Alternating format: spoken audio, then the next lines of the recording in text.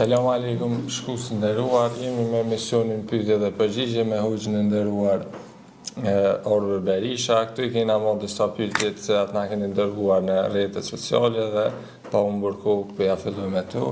Hoxh, selam aleikum. Aleikum selam rahmetullah. Përshëndetje, mirësevgjëm. Ja fillojmë me pyetjet.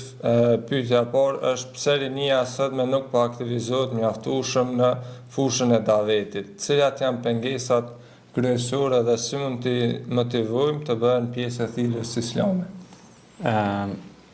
Pyetje shumë e rëndësishme për kohën në të cilën ne po jetojmë në ditët e sotme, duke marrë parasysh se rinia jonë sot po humbet kohën me gjëra të kota. Kur dihet se Zoti Madhreshëm thotë në Kur'an, wal asr, pasha kohën, innal insana lafi khusr illa alladhina amanu wa amilus salihat wa tawasaw bil haqqi wa tawasaw bis sabr. Pra, betohet Zoti në kohën dhe thotë me të vërtetë njeriu është në një humbje të sigurt për jashtim të atyre që urnojnë të vërtetën me sabër e durim dhe bëjnë vepra të mira.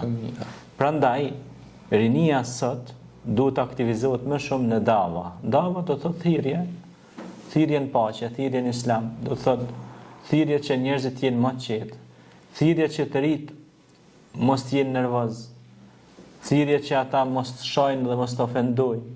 Për shembull, këtë ri në për shkolla, tash për shembull, në për gjimnaze, shojnë, menon, flasin fjalë banale, fjalë të pista, fjalë ndyta, kanë një fjalor shumë të rëndë. Edhe neve na vjen keq ata të ri kur i dëgjojmë duke u shoh. Pastaj fatkeqësisht ndodhin në për shkolla probleme shumë të rënda. Në vend se ata të ri me marr edukat, me mësue se si mu respektu nana dhe baba, ashtu siç na mëson edhe Kurani, ku thot Zoti i Madhëshëm Kur'an, është urdhër i prerë, pra respekti fill mas besimit në Allahun është respekti nënës dhe babës. Dhe ata fatkeqësisht pastaj shkojnë edhe po na ndodh, ju e dini që ka ndodhur për shembull për shkolla janë therr me thika. Ose kanë bë probleme shumë doja, fëmijë me zveti, të rit, rinia. Vend se ata të ri me konë në për librari, në për biblioteka, në për libra të lexue, e të mësue, e të përparue, pra ne edhe si individ, edhe si thirrës, si aktivist që e do më fenë tonë islame, edhe si musliman të thjesht, edhe si prind e kena obligim, qoftë në radio, qoftë në televizion, qoftë në YouTube, qoftë në rrjetet sociale, në gjitha forma që ne i posedojmë të përdorim ato mjete informacioni për edukimin e rinisë dhe popullit tonë. Shikoni, unë jam autori 10 librave dhe ime tani, e gjithë librat e mi flasin për hapjen e shkollave të reja, për librarit, për edukimin e të rive, për respektin e prindërve. Do më thonë gjitha veprat janë pastaj pjesa veprave tjera që flasin për atë dhe dashurin, molli për atë dheun, për vendlindjen, e kështu më radhë, gjitha temat që trajtohen aty janë që njeriu të përparojë me dituri, ashtu siç edhe krijuesi na mëson, që thot në një ajet kuranor, hal yastawi alladhina ya'lamun wal ladhina la ya'lamun, a janë të barabartë ata që dinë me ata që nuk dinë? Kella, kurse se nuk mundesh me i krahasu, ashtu siç nuk mundesh me krahasu natën me ditën. Nuk janë të njëjta, as nata as dita. Dita është ndryqim dhe Zoti e ndryqoi fytyrën atyre besimtarëve të ri, të cilët ja përkushtu jetën e tyre namazit, shkollës, studimeve, mejtepeve, xhamive, sepse qëllimi i shkurjes në xhami është që njeriu të jetë i paqë, të ketë paqe shpirtërore dhe mendore, jo të bëhet agresiv. Pra, në Islam nuk ka agresivitet, nuk ka dhunë, nuk ka imponim. La ikraha fid din, qad tabayyana ar-rushd min al-ghayy. Faman yakfur bit-taghuti wa yu'min billah faqad istamsaka bil-urwati al-wuthqa la infisama laha wallahu samiun alim. Prandaj Zoti thot këtu pranë Kur'an, na mëson se s'ka imponim. Pra, edhe Allahu kur e krijoi këtë donjë, këtë gjithësi, këtë kozmos, tha po doni më u kriju me dëshirë. Apo me imponim. Tha jo, ja Allah, tha, me dëshirë po do na më orë kësajde, më kriju, me mendimin tonë, me inama amruhu idha arada shay'an an yaqula lahu kun fayakun. Me emrin e Allahut pra u kriju kjo dunja. Me emrin e Tij do të përfundon kjo dunja. Se kur do të përfundon kjo dunja e din Zoti. Na nuk e dina. Edhe shqyr që se dina, sepse do të jetoni me ankth dhe depresion se ku duke prit ato çaste ose ato minuta se kur do të ndodh. Prandaj kjo është mirësia se si Allahu e ka lënë këtë si gajb ose fshehsi. Të rritë sot duhet jenë më aktiv të ju mësojnë të rive tjerë namazin. Ata të ri që janë të devijuar të afrojnë më shumë në faljen e xumës, të shkojnë të afrojnë tek librarit, të thonë çfarë libër të ri ke lexuar? A ke lexuar ndonjë libër që flet për mjekësi, për medicinë? A ke lexuar një libër që flet për astrofizik? A ke lexuar një libër që flet për higjienën publike? Është shumë e rëndësishme. A ke lexuar ndonjë libër që flet se si me komuniku mirë me nanën e me babën? A çfarë keni mësuar sot? Ndonjë të re që ju shërben për jetën e juaj të përditshme. Kjo është shumë e rëndësishme. Pastaj të rit duhet të thrasin në të vërtetën dhe ndalojnë nga e pa vërteta. Kjo është Islami, daveti. Me thirr njerëz në të vërtetën, me ndalu nga e pa vërteta. E vërteta është që duhet me besu Zotin një që është vetëm, i pari që s'ka fillim dhe i fundi që s'ka mbarim. E vërteta është që Zoti na ka mësuar me dash nanë e babë. E vërteta e Kuranit është që Zoti na ka mësuar me respektu atë dheun ku jetojmë. E vërtet është që Zoti na ka mësuar që të mos e ngrisim zërin lart, po të flasim me urtësi dhe maturi. E vërteta është që Zoti i Madhërisht thot, jepni nga të mirat që ju kam dhënë, sepse unë do t'ja ushqej pasurinë. E vërtet është që pejgamberi alayhis salam na ka mësuar se imani është 73 deg. Më e larta është me thonë la ilaha illa Allah, me dëshmuar se është një Zot, Muhammed Rasulullah, Muhamedi i dërguar i Zotit, vulet të gjithë të dërguarve dhe largimi një pengese nga rruga. Dhe kjo është pjesë e imanit ose besimit. Andaj të rit duhet të aktivizohen në shpërndarjen e formave të namazit, kuranave, pse jo, në ndihmë të ndihmojnë prisit hoxhallarët e nderuar që i kemi, të ndihmojnë ata në aktivitetet e tyre, sepse të rit janë me të shkallët, janë pra aktivistë, të ndihmojnë të bëjnë aktivitete të ndryshme edukative,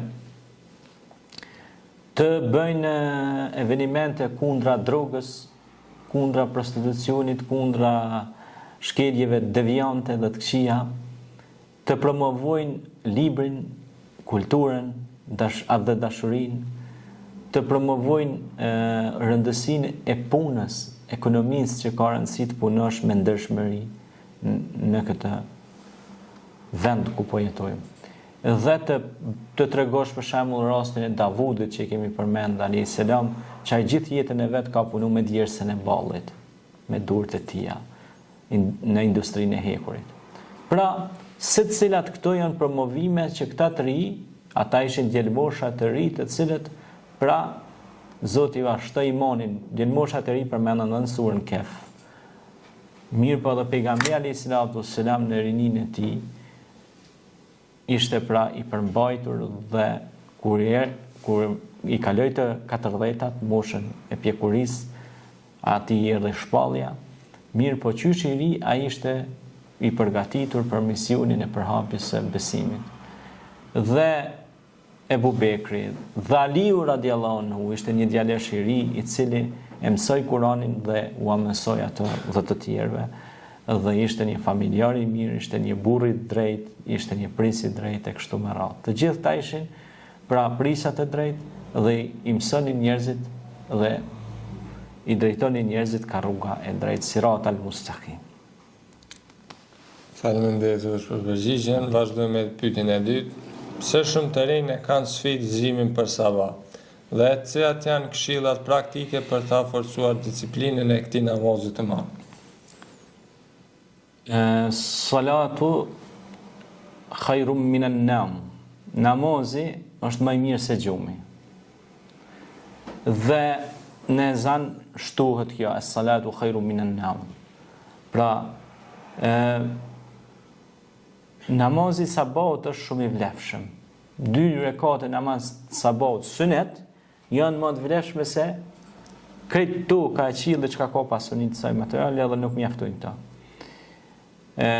Kush e fal namazin e sabahut është në mbrojtjen e Allahut. Kush e fillon ditën me madhërim ndaj Allahut, Allahu ka me lartësuar krijesën këtë tokë, edhe ka me ndihmu edhe ka me furnizu me furnizim të bollëkshëm. A dëshiron që të kesh bereqet dhe begati?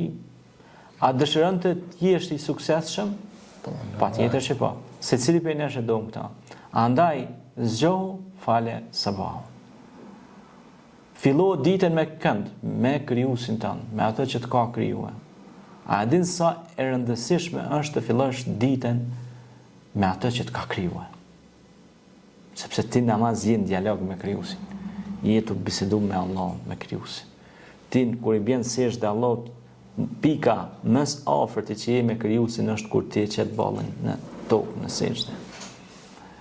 Namazi sabahut është bereqet, është hidajet, është udhëzim. Nëse doni me pa një popull, një kombë, një vend, se sa është të përparu, shikoni se kur zgjohet ai. Çfarë kohë zgjohet nga gjumi ai popull. Unë kam pas rastin të punoj disa vite në shtetin helvetik, në Zvicër, edhe të shërbej atje, edhe të mësoj nxënësat atje, dhe unë aty i kam pa që ata çoshin e 4 të mjesit, edhe shkonin drejtoheshin në për industri, në për biro, në për zyre, dhe unë beta i befasuar, sepse unë ngritesha të falë sabah, në përgatisha librat, lektyrat, shkrimet, se isha të përgatit librin e radhës, përveç asaj isha të përgatit ligjëratat për të mbajtur para xhamatit, por edhe për t'i mësu fëmijët. Dhe kur zgjohesha dhe shikoja nga pjesa parmakëve dhe nga drejtorja, nga pjesa verandës dhe terasës nga lart, shikoja ata burra dhe gra që vraponin të gjithë në për puna, në për industri, në për byro të ndryshme. Unë kam qenë atër në një rrugë shumë interesant atër, Orisal Shtrasse, do më thonë, është tikun aty në Bazel, edhe kam pas aty ku banojsha dhe dilsha dhe përgatitesha për në xhami. Dhe pra kjo ka qenë për mua një mesazh i fuqishëm, ku kam punu aty rreth 2 muaj, kam shërbyer si imam aty në xhami. Ka qenë me të vërtet për mua një mesazh i fuqishëm se çfarë është puna në praktik. Dhe unë thash me vete, pas kam ardhur në një lagje ku të gjithë që kanë besimtar. Pra aty në ndoshta u mungon vetëm ky namazi, la ilaha illallah Muhammed Rasulullah, dhe ata kompletohen. Na tash 1% e modhe e kem shahadetin namazin, po se kem atë që është shumë e rëndësishme, që është puna. Subhanallah. Puna shumë e rëndësishme. Shikoni këto kobbla, këto vende, këto ulse, këto gjëra, të gjitha janë përgatitur me ne, me ekipin tonë, po edhe me dorët e mia. Jo që të burra. Po kudo që unë shkoj e organizoj gjithçka dhe e menaxhoj. Dhe e punoj me dorët e mia. Sepse nuk ka gjë më mirë se të punosh me durët e tua halal. Pastaj duhet shfrytëzosh edhe mendjen, se kjo është dhuratë prej Allahut. Zoti i Madhreshëm ta ka dhënë mendjen që ta përdorësh për vepra të mira, për punë të mira, dhe të mos rrish kot, ta humbasësh kohën kot. Koha që ka shkuar nuk mund të kthehet më. Çastet që kaluam më herët nuk mund të kthehen më. Ato janë të arta, ato janë epokë. Dhe ne jetojmë në këtë epokë ose në këtë kohë që së bashku tash po e transmetojmë një mesazh mjaft të fuqishëm për rinin që sot e kanë falë namazin e sabahit. Edhe për atë rini që sot nuk e kanë falë namazin e sabahit. Më vjen shumë keq për ata që sot nuk e kanë falë sabahin. nuk e kanë falendëruar krijuesin që po ja u jep last chance, një shans të fundit, që ata të hecin përpara edhe një ditë më shumë.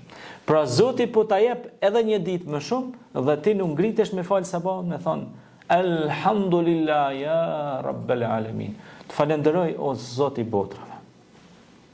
Kjo është me të vërtet mungesë deficitare për ne si njerëz. Nuk jemi sa duhet mirë njerëz. Faleminderit Dhush për përgjigjen. Vazhdoj me pyetjen e tretë. A është më i vlefshëm një musliman entuziast përkohësisht apo një musliman i disiplinuar vazhdimisht? Dhe si ndërtohet qëndrueshmëria në adhurim? Në librin tim Gjurmë në udhën shpirtërore kam pas shkruajt para shumë vitesh një artikull musliman entuziast. Do të thonë të rravrap, i nxitueshëm, i goçshëm. Ka njerëz që hinë në fe dhe fillon tash ai domethënë janis domethënë nxitohet për gjithçka, ngutet edhe thot që unë i di gjitha edhe ai nuk din asgjë. Shiko, të gjithë din diçka. Të gjithë jemi pjesë e këtij universi, dikush din më shumë, dikush më pak, varësisht nga përgatitja akademike ose nga shfrytëzimi që e ka bërë, domethënë të kohës edhe momenteve të caktuara. Mirë po shumë e rëndësishme është kjo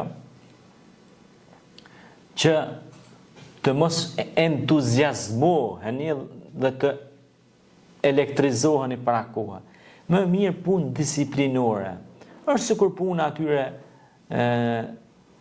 që përmenden tek rasti i anijes, që thot kur ishin qetësi harronin Zotin e kur vinin dallë, Zot na ndihmo. Domethënë nuk falenderonin Zotin edhe kur ishin qetësi dhe në komoditet, por falenderonin Zotin, domethënë vetë e kërkonin krijuesin ose kërkonin ndihmën e krijuesit vetëm kur ishin hall ose në zër. Si thonë na kur e kapi zuri thoj kjo Zot ndihmo. Po ti kur je në qetësi, pse s'po thua o Zot ndihmo, ose shtomi të mirë, ose falenderoj o Zot, alhamdulillah. Ha? Pra po i bën një lloj hipokrizie kjo. Prandaj ne po shohim shumë kohëve të fundit që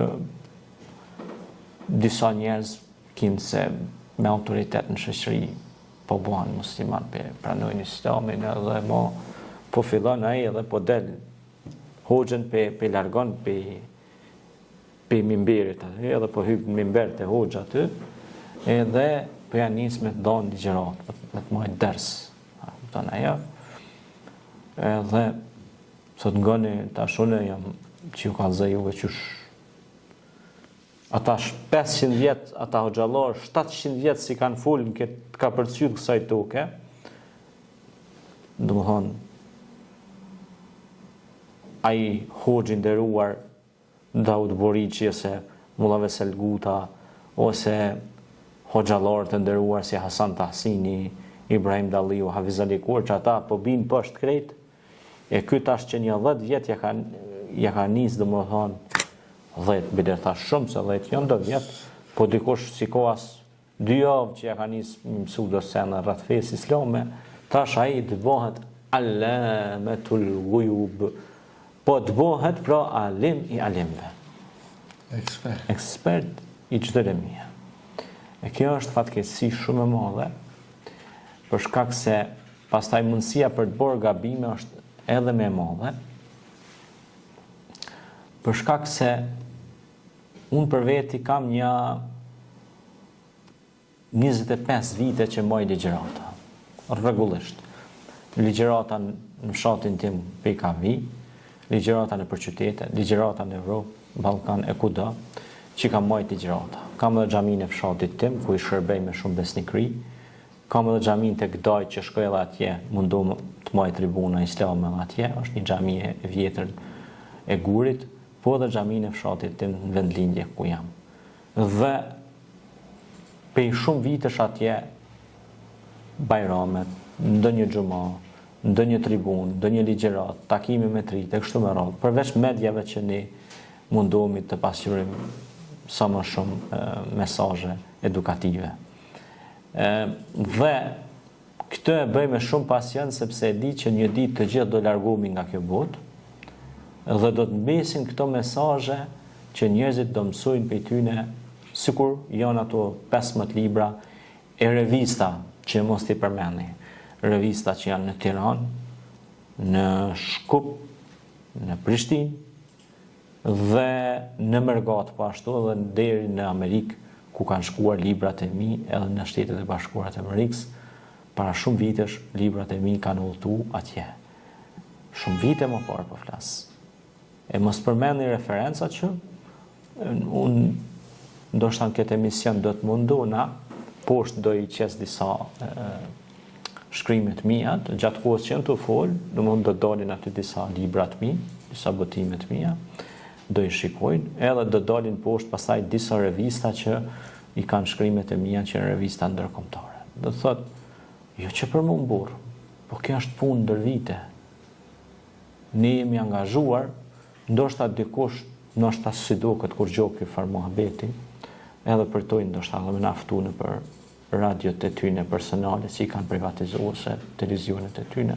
Ne këtu në studion tonë i kemi thirrë të gjithë dhe i kemi ftuar të gjithë në televizionin tonë edhe në studion në median tonë, të gjithë i kemi ftuar. Edhe nuk kemi bërë dallime. Ne kemi derën hapur për të gjitha. Ne nuk jemi për të mbyll dyrë. Besimtari nuk mbyll dyrë, besimtari hap dyrë. Besimtari ja hap derën dhe armikut. Pse? Se dhe armiku ndën me ba mik edhe me ba besimtar. Me ba të mirë. Kjo është çështja. Ai që thot veti besimtar, nëse është hipokrit, nëse është munafik, atëherë do vi një ditë që do jap llogari para Zotit. Inal munafiqina fi darkil asfarin nar. Dyftyrçat do të jenë në shtresën e fundit të zjarrit. Andaj ti mua më thirr në mesjana se më thirr, mos më ndin hiç. Sepse unë kam janë 100.000 djeks në një ndër kanalet e mia në Facebook, kam edhe 70.000 djeks në një ndër kanalet tjera të mia, por këto janë virtual, po kam me mia djeks real, jo virtual, të cilët e respektojnë punën tonë, Zoti shpërbleft, i falenderoj të gjithë.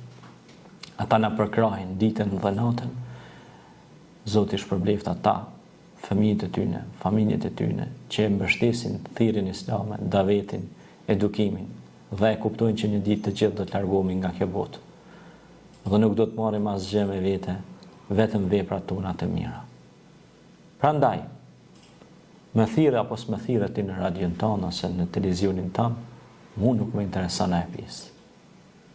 Unë jam i kënaqur që jam besimtar, së pari si besimtar, që është liria e shprehjes që ma lejon kushtetuta e vendit tim, lirinë e të shprehurit, lirinë e të menduarit, lirinë e të besuarit, edhe lirinë e zgjedhjes së besimit tim. Shqyr që i kemi këtë kushtetut dhe këtë shtet të shenjtë dhe të bekuar që është vendi ynë, është toka ynë, është kumbi ynë, është andeu ynë i bukur, është gjua ynë e bukur që flasim shqip, dhe ne ndjehemi krenar që jemi shqiptar dhe që jemi besimtar. Faleminderit thosh për përgjigjen. Vazhdojmë me pyetjen e katërt. Çfarë është namazi kaza, kur është i lejueshëm dhe si duhet falet, siç e ka sqaruar jurisprudenca islame? Namazi kaza është një namaz, domethënë, nëse ty të ka ikë për shembull po supozoj dreka dhe i ke ndija nuk ke mujt me i fal në kohë. Sepse inna salate kanat alal mu'minina kitaban mawquta. Namazi për besimtarin është obligim kohën e caktuar. E kazoja është kur të ka ikë, për shembull, nuk ke mujt me fal drekën edhe i qindin, s'ke mujt me fal. E mora si shembull. Edhe është ka vjen vakti i akşamit. Tash çka do të më bëj? I bashkon. Domethënë bën sahibu tertib, domethënë rradhëshmërinë e namazit. Fal namazin e drekës, fal namazin e kindis, tani akşamin, puni Yasin. A kupton e? Pra, sepse ki ku me fal akşamin, se ki luft kohor, Mirë po, kur është të perëndu dielli, është mirë mos me fal namaz, apo kupton edhe kur ato lind dielli, është mirë mos me fal namaz. Pasi të perëndoi dielli, hin akshomi, kohën akshomit. Mirë po, nëse ti e ke zonë, për shembull, ikindia dreka ikindia, dreka ikindia, tash i ki dhe një orë hala së orë akshomit, ki hapësirë kohore, s'ka hi hala vokti. Atër fale dreken njëherë se ki, dhe më thonë krye obligimin, borgjën se ki detyrimin, tani i kindin, tani prete namazin që është të orë në kohën e vetë. Pra kjo quhet radhëtshmëri, ka zotë do të thotë namaz jo në kohën e vetë. Me thonë kështu bokfalisht. Është namaz që folet jo në kohën e vetë. E kazoja është mirë me fol namazin, se me lon krejt nuk bën. Nuk është mirë me lon krejt namazin, edhe sa është namazi është obligim, është shtylla e Islamit. Edhe na kena pranuar si shtyllë për shtyllave të Islamit, që janë 5 shtyllat e Islamit, e pe këtyre 5 shtyllave pas shahadetit vjen namazi. E salatu mirajul mu'min, namazi është ngritje e besimtarit. Kështu që kjo është kazoja. Jem vazhdoj me pyetjen e 5. Kush ishte njeriu i ditur i përmendur në Kur'an si me emrin Hidri? Dhe çfarë mësimesh morëm nga takimi i tij me Musajin a.s. dhe cilat janë mendimet e dietarëve për të? Yusha bin Nun, Hidri. Hidri përmendet në surën El-Kehf, që surja El-Kehf është mirë të lexohet ditën e xumë. Yusha bin Nun ose Hidri, Allahu thot për të në Kur'an që ne e kemi dallu me dije të veçantë. Edhe ai tash pe merr një udhtim me Musajin a.s. Edhe gjatë udhtimit Musajit po i jep shumë leksione, shumë mësime. E pe këtyre mësimeve ishte për shembull kur ai shkoi në një qytet edhe në qytet nuk ju dhanë me hongër ushqim, as Musajit, as Hidrit. Hidri shkoi ja u drejtoi muret aty, Musajit tha qysh ti tash ja u drejton mzitat muret, këta s'na dhanë as me hongër as me pi edhe na përzënën. Tha po prit pak dëro pak se edhe kjo ka një mesazh. Cili është mesazhi? Mesazhi është tha se poshtë këtij muri ka qenë një pasuri e disa jetimave, Ken e buhu salihen, pra baba i tyne ka qenë besimtar i mirë, njeri mirë. E për shkak se baba i tyne ka qenë njeri mirë, këta janë jetimat pa përkraje, unë ja u kom drejtu murin që ata tani me gëzu qatë pasuri, a kupton e ja. Prandaj unë e kom bë këtë vepër të mirë. Tani mbetet ai habitur, si. Pastaj ndodh ajo rasti me anijen e disa besimtarëve që i presin ju bojnë gosti, ju japin ushqim. Ai shkon e shkatron anijen. Hidri ky thotë çka bën qysh ja shkatron anijen, ta na dhan buk, ti shkon ja prish anijen, ta po ja prish anijen, sepse në këtë det ekzistojnë disa pirat, të cilët i vjedhin anijet kur i shohin të bukura nga distanca. Prandaj unë e bëra që duket e keqe nga distanca, në mënyrë që ata thonë as pas ka kur gjoh pe kësaj anije dhe kaq. Po, mos më sulmua. Pra Hidri bënte disa lëvizje shumë taktika interesante dhe Musaji habiteshte me të dhe thoshte si ka mundësi, çka bën ky, i bën do gjona shumë të paparashikueshme, që në shikim të parë dukeshin shthurse dhe dukeshin të çuditshme dhe destruktive. Mirë po ishin konstruktive. Prandaj, kur shihni njerëz në jetën e juaj të përditshme, ndoshta mund t'i shikoni në shikim të parë duken thu ky zvyn asnjë send. Ky gjë zvyn. Por shikoni se ka mundësi që tek ai njeri ka një talent, ka një mirësi shumë të madhe. Nganjëherë disa njerëz na duken asgjë. Mirë po nga ata mund të vijë një lider i madh, një burr shtetas i lartë, mund vijë një ekonomist i madh, një mjek, një njeri me autoritet të lartë që mund ndihmojë mira jetë njerëzve. Nuk i dihet asnjëherë. Pra mos i gjykoni njerëzit nga pamja, ose nga lëvizjet, ose nga gjëra të ndryshme, por shikoni veprat e njerëzve, sepse veprat vijnë nga veprimet sepse ato që ka njeriu e ka brenda manifeston edhe jashta. Prandaj bëhuni prej mu'minunve, prej besimtarëve të cilët flasin mirë, veprojnë mirë, walaysa dhalika li ahadin illa al-mu'min, ajaban li amri al-mu'min, innama amruhu kulluhu al-khair, walaysa dhalika li ahadin illa al-mu'min. E çuditshme, habitshme është puna e besimtarit, kur flet mirë, kur mendon mirë, dhe kur vepron mirë, kush e bën ato? Besimtari. Prandaj Hidri ishte besimtar i ditur, i cili kishte ardhur me mision që të mësoj Musajin alayhis salam me urdhrin e Zotit, t'i tregoj disa gjëra me veprimet e tij, dhe ky përmendet në Kur'an si njeri i zgjedhur, si njeri i ditur, si njeri që Allahu xhaleshanuhu e dërgoi të takohej me Musajin alayhis salam. Mirë po, normal, Kurani tregon, nuk thot se nuk ka dikun se gjinën se ka qenë pejgamber, domethënë se i dërguar i Zotit. Ky ka qenë një njeri i ditur, ka qenë i dashur i Zotit, ka qenë besimtar, ka qenë njeri i mençur, inteligjent, por mbi gjitha besimtar i madh shumë. Që përmes kësaj ne marrim shumë mësime. Cila? Që edhe sot mesin ton kemi njerëz të ditur, kemi njerëz që janë shumë besimtar, kemi njerëz që bojnë disa veprime që neve na duken ndoshta të çuditshme, por mbrapa atyre veprimeve fshehen mirësi të mëdha.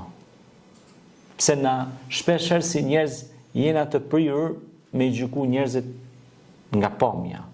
Ndoshta ti po supozoj je vesh me një veshje sportive ose ku di çka ka ky. A vëden ka futboller thata? A vëden?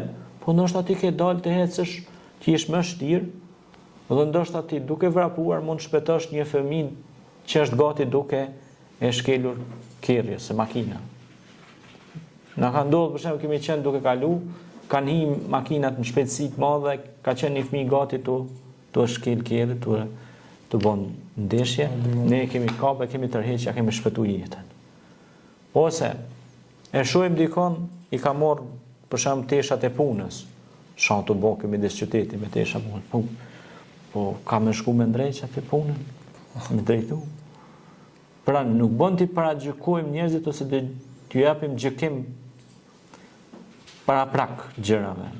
Nuk i dihet se, ose shohim dikën që është duke qajtur, thonë ko ka bë budall. Si thuti ashtu ko ka bë budall për njeriu? Ndoshta ai i ka ndru jetë nëna, baba, fëmiu, ose larg qoftë ka ndonjë problem depresiv. Varësisht domethënë çfarë gjendje emocionale ka. Ne pra duhet i kuptojmë njerëzit, jo t'i paragjykojmë njerëzit. Kjo është. Faleminderit Hoxh. Vazhdojmë me pyetjen e 6, cila sure nëse lexohet konsiderohet të kesh lexuar gjysmën e Kuranit, dhe pse ka këtë vlerë të veçantë? Është surja Ihlas. Bismillahirrahmanirrahim. Kul huwa Allahu ahad, Allahu samad, lam yalid wa lam yulad wa lam yakun lahu kufuwan ahad. Ka thënë pejgamberi alayhis salatu wassalam, kush e lexon këtë sure 3 herë, është si me lexu gjysmën e Kuranit. Tash llogarit e me lexu edhe 3 herë tjera, i bën si me lexu krejt Kuranin. Pastaj thot pejgamberi alayhis salatu wassalam, kush e lexon surën Ihlas 10 herë, thot Allahu ka me ja marrë një shtëpi në xhenet. Tash ka njerëz që tonë jetën punon 14 vjet me marrë një shtëpi në këtë dunjë. Edhe shtëpi mund më kushtu shumë shtrejt. Kvadratura e saj kushton shumë. Tash llogarit e këtë dunjë që ti jeton 40 vjet, 50 po jetojsh 70, 100 vjet, pa marrë parasysh sa. Po kushtoj ka shtrejt. Po në xhenet ajo shtëpi sa kushton? Sa kjo është shtëpi e përhershme. Ajo ka vlerë, që s'mund ja dhënë çmimin vlerës saj, çfarë vlerë ka. Prandaj shpesh pyetin sa kushton Kurani. Kurani s'kushton hiç. Nuk kushton, s'ka vlerë që ti ja vendos Kuranit, nuk ka çmim në botë që ti ja vendos Kuranit, sepse Kurani është fjala e Allahut. Nuk ka vlerë numerike që Noja 30 triliard dollar çmimin, nuk mundesh me shit. Sa është fjala e Zotit. Ka çmim. Fjala e Zotit është mësim për këtë botë dhe për botën tjetër. Është fitore për këtë botë, fitore për botën tjetër. Është dalluesi i vërtetës për këtë botë dhe sqarues për botën tjetër. Kjo është. Faleminderit, vazhdojmë me pyetjen e fundit.